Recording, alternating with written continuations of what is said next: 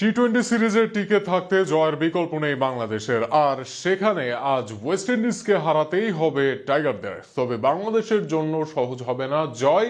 জিততে হলে অন্তত পূরণ করতে হবে 3 শর্ত।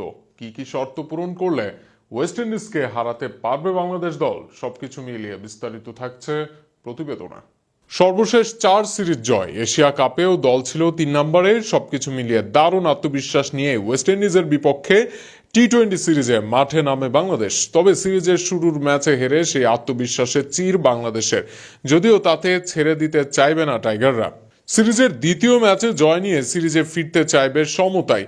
সেখানে অন্তত 3টি শর্ত পূরণ করতে হবে বাংলাদেশকে। শুরুটা অবশ্যই ব্যাটিংয়ে, যে জায়গায় বারবার ভোগাচ্ছে বাংলাদেশ দলকে। শুরুর দিকে ব্যাটসম্যানদের দায়িত্ব নিতে হবে, কেননা মিডল অর্ডারে বাংলাদেশের অধিকাংশ ব্যাটসম্যান স্লগার। শামীম, সোহান, রিশাদরা লম্বা ইনিংসের জন্য নয়, বরং এসে মেরে খেলতেই পারদর্শী।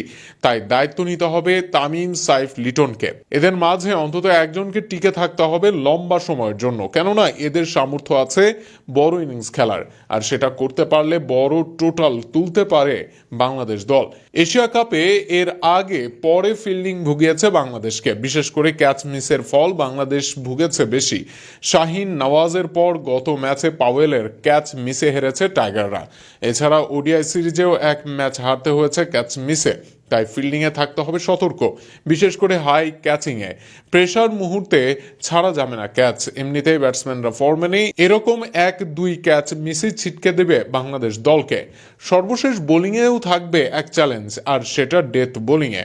সর্বশেষ ম্যাচে পাওয়ার প্লেতে উইকেট নিতে না পারলেও উইন্ডিজকে চেপে রেখেছিল বাংলাদেশ। তবে ডেথ ওভারে 3 ওভারে 51 রান দেয় টাইগাররা। বিশেষ করে ফিজের সাথে শেষ দিকে বোলিং করার নির্ভরযোগ্য কেউ নেই। যেই আসেন সেই রান হজম করে প্রেসার কমিয়ে দেন।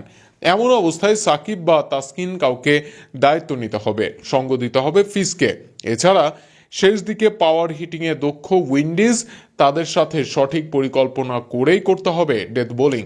সব মিলিয়ে উইন্ডিজের বিপক্ষে জয় পাওয়া সহজ নয়, তবে নিজেদের সেরাটা দিলে অসম্ভব নয়। আর সেখানে 3টি বড় চ্যালেঞ্জে পাশ করতে হবে বাংলাদেশকে। এবার দেখা যাক চট্টগ্রামের সিরিজের দ্বিতীয় ম্যাচে আজ সেই 3 শর্ত পূরণ করতে পারে কিনা বাংলাদেশ দল।